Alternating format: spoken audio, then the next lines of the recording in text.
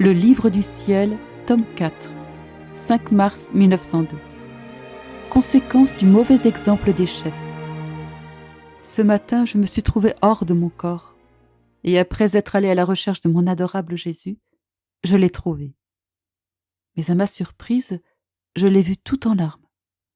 Il avait beaucoup d'épines enfoncées dans les pieds, ce qui lui causait des douleurs et l'empêchait de marcher.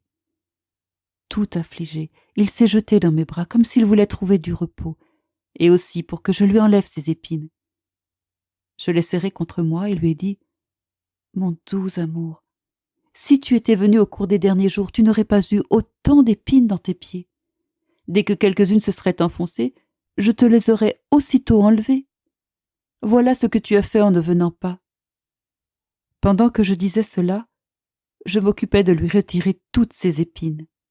Les pieds de Jésus béni ruisselaient de sang, et il souffrait d'intenses douleurs.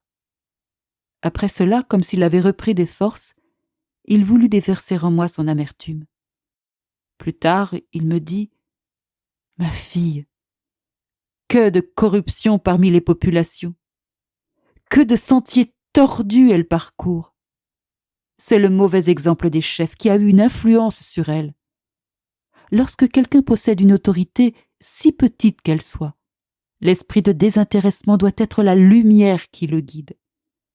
La justice qu'il exerce doit être comme l'éclair pour frapper les yeux des personnes qu'il dirige, de façon à ce qu'elles ne puissent s'éloigner ni de lui, ni de ses exemples. » Cela dit, Jésus disparut.